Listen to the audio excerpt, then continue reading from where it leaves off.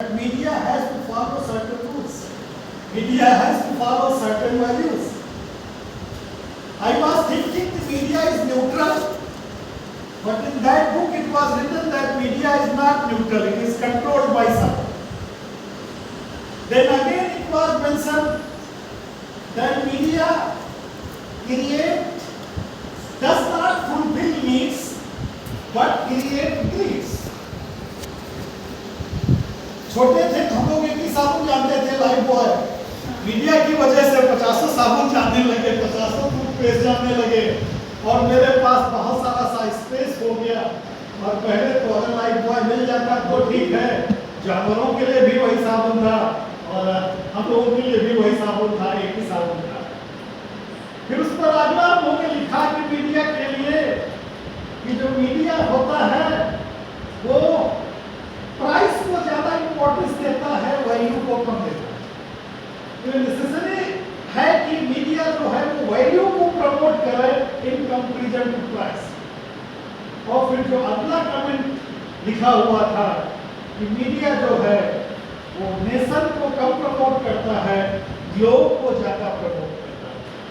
तो मैं सर ये चीजें इसलिए कह रहा था कि सर जब मीडिया के बारे में भी एक वैल्यू सिस्टम लिखा हुआ है, बड़ा एस्टैब्लिश्ड वैल्यू सिस्टम लिखा हुआ है जो हमारा चौथा स्तंभ है, तो निश्चित रूप से ये इंडिकेट करता है कि चाहे कोई संस्थान हो, चाहे कोई व्यक्ति हो, चाहे कोई इंस्टीट्यूट हो, चाहे कोई देश हो, समाज हो, उसका वैल्यू सिस्टम बड़ा इंपॉर्टेंट है।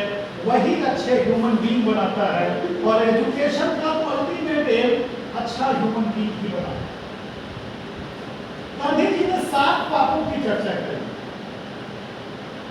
उन्होंने कहा कि अगर आप धन कमाते हो तो धन कमाना व्यर्थ है अगर उसमें मेहनत नहीं है।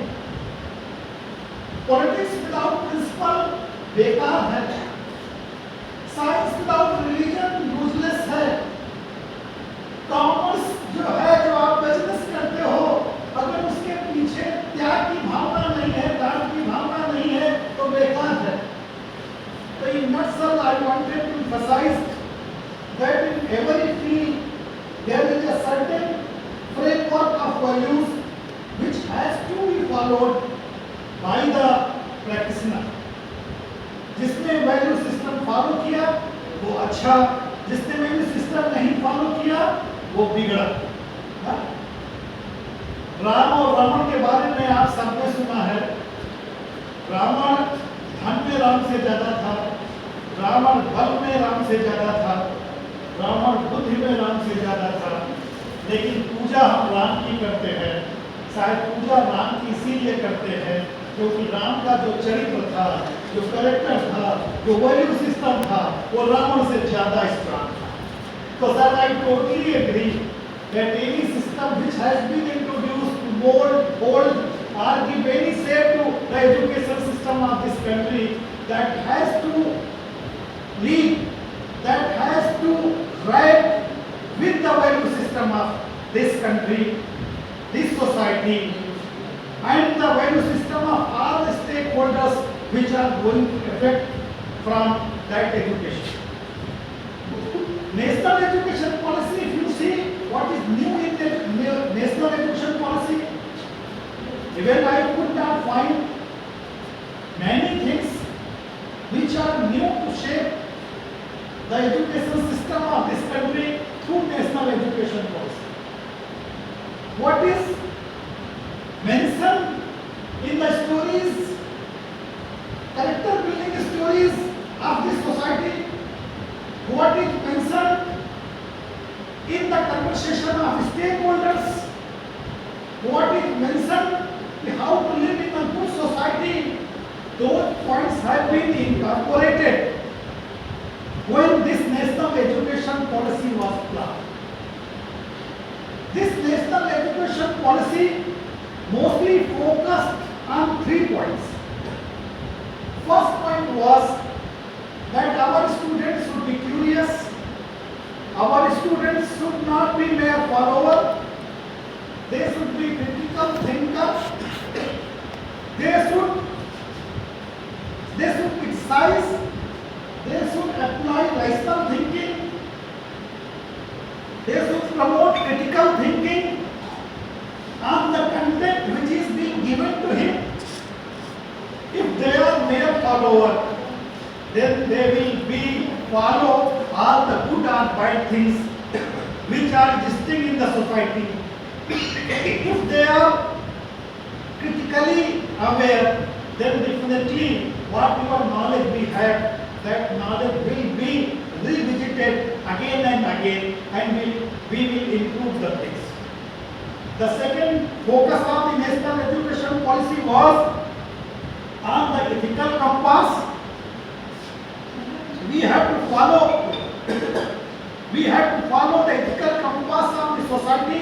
Our content, curriculum, transaction system, evaluation system, classroom pattern, everything should keep in mind that we have to deliver, we have to manage, we have to plan our things, keeping in mind the ethical compass of our society. And third one, whatever knowledge you have, that should reach to the society. Applicability of knowledge, that is more important. You see the cases of PhD which are being conducted, mostly they are put in the almaris. Findings are not going to make any change in the society. If findings are not applicable in the society, that type of PhDs will not work.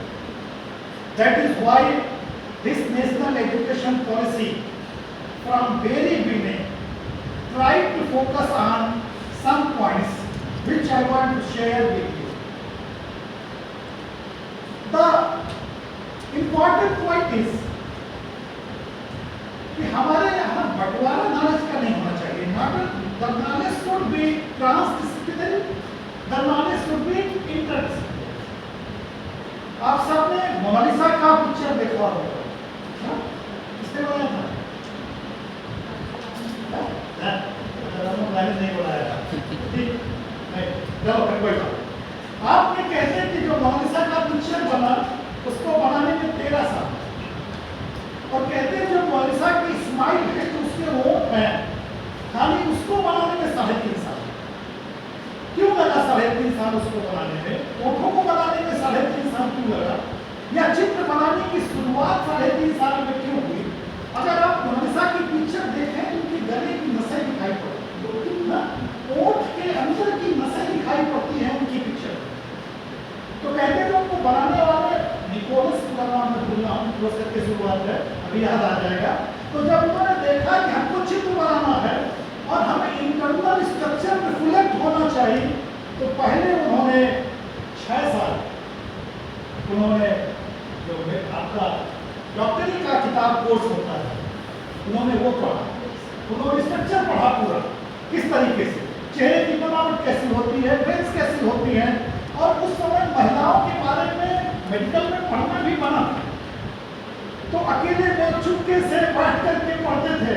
और जब उनको structure ऊपर का समझ में आया, then he started painting. और उनका जो पूरा पिक्चर पूरा हुआ था वो 13.5 साल में उन्होंने पिक्चर फिर बनाना शुरू किया. उनके सामने दूसरा चैलेंज आया कि जो लाइट हो रहा है वो रिफ्लेक्ट कैसे होगी. तो अब वो एंगल प्रॉपर नहीं मिल पा रहा था, तो फिर उन्होंने लाइट के सब्जेक्ट को, फिजिक्स को फिर था ना कि हम किस तरीके से लाइट का फोकस करें. और जब उनका कंप्लीट ट्रांसडिसिप्लिनरी नॉलेज पूरा हो पाया, तो मोनालिसा का पिक्चर निकल करके आ पाया. आपने लियोनार्डो भी की नाम लिखा हुआ है ना, और इन्होंने ही फिजोमेट्री नंबर्स दिए ना, जिनको गोल्डन नंबर्स कहते हैं. अब वो गोल्डन नंबर्स क्या होते हैं? 1 के बाद 2, तो अगला नंबर क्या होगा? 1 2 को जोड़ो 3. 3 के बाद अगला गोल्डन नंबर क्या होगा? 2 3 जोड़ो 5. 5 के बाद अगला नंबर क्या होगा? 3 5 8. और कहते हैं कि इन गोल्डन नंबर्स में जो कोरिलेशन है, वही कोरिलेशन पेड़ की पत्ती में दिखाई पड़ता है, वही कोरिलेशन अंत में आपकी बॉडी सिस्टम में दिखाई पड़ता है. दुनिया में जितने भी तरीके के रिलेशनशिप हैं, वो सब इस गोल्डन नंबर से इस्टेब्लिश किए जा सकते हैं, डिफाइन किए जा सकते हैं. जो हारमोनियम आप जिस तरीके से बजाते हैं, उसमें जिस तरीके से बटन को पुश करते हैं, वो भी इन्हीं गोल्डन नंबर से जुड़ा हुआ है. म्यूजिक का और गोल्डन नंबर अगर म्यूजिक नहीं होता तो ये गोल्डन नंबर समझ में नहीं आते, और अगर ये गोल्डन नंबर नहीं समझ में आते तो दुनिया की बहुत सारी सी संरचनाएं ऐसी हैं जिनको समझने में हमें परेशानी है। तो जो ये इंटरडिसिप्लिनरी नॉलेज है, जो मल्टी डिसिप्लिनरी नॉलेज है, वो आपको पूरा करने में, पूरा बनाने में बहुत ज़्यादा हेल्प करता है। आप कंप्लीट कुछ लोगों को मिला देने से, कुछ चीज़ों को मिला देने से आप पूरे नहीं होते। सपोज करो कि आपके पास साइकिल का सीट है, साइकिल का पहिया है, साइकिल का हैंडल है, साइकिल का सब पार्ट आपके पास है। आप जब साइकिल के सब पार्ट आपके पास है तो आपके पास, और साइकिल का सब पार्ट अलग अलग है, जब साइकिल का सब पार्ट अलग अलग है तो आपके पास साइकिल का सब पार्ट तो है लेकिन साइकिल नहीं। और जब आप सब पार्ट्स को मिला देते हो तो आपके पास साइकिल के सब पार्ट्स भी होते हैं, और पार्ट्स को मिलने की वजह से एक नई चीज बनती है और वो साइकिल बनती है। तो जो होलिस्टिक अप्रोच है, जो गेस्टाल्ट व्यू है, that is not the combination of just few parts.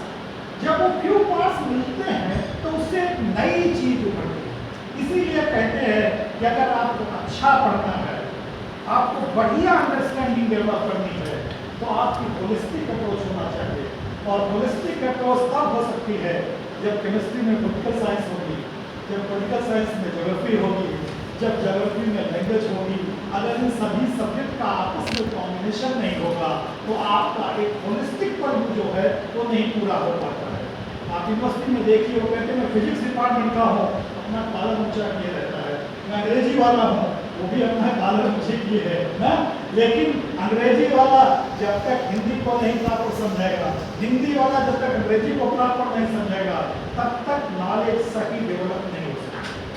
हम लोग तो गांव से रहे, हिंदी मीडियम के रहे, एक मीडोज वर्ड होता है, लोगों ने पढ़ा पहले, और हमको बताया गया डिक्शनरी में कि मीडोज का मतलब चारागाह होता है।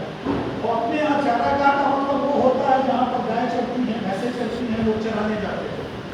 मैं इंग्लैंड गया, ऑक्सफोर्ड में रहा, मैंने उससे पूछा कि यहाँ पर सबसे करीब में देखने वाला अच्छा क्या है, तो मैंने कहा तुम क्राइस्ट चर्च कॉलेज के मीडोज देखो। मीडोज देखो तो कोई चीज बताने को मिली ही नहीं ना। मीडोज में तो अपने यहाँ गाय चढ़ती रही, भैंसें चढ़ती रही, लेकिन उनका जो मीडोज थे, they were entirely different. They were so beautiful place, so well planned, so green. तो जो मीडोज हमने पढ़ा, और खाली उसी के बेसिस पर अगर हम अपनी मीडोज की कंसेप्ट डेवलप करें तो मेरा पागलपन है, मेरे को समझ में नहीं है। मीडोज में जब तक आप अंग्रेजी का शब्द में और उसको समझोगे नहीं, या जब तक उसको देखोगे नहीं, तब तक आप मीडोज का फीलिंग आप में नहीं आ सकता है। चर्च में रिंग्स बज रही हैं, अंग्रेजी में कहता है पढ़ते जैसे ही कि मीन्स उनकी, तो वो कहते हैं चर्च में रिंग्स बज रही हैं, मतलब कोई फीलिंग नहीं आती। चर्च में घंटी बज रही है, ट्रांसलेशन हो गया, लेकिन चर्च में घंटी बज रही है, उसके पीछे अर्थ क्या छुपा हुआ है वो तभी आप समझ सकते हो। जब तक आपने वहाँ की सोसाइटी को नहीं समझा है तो चर्च में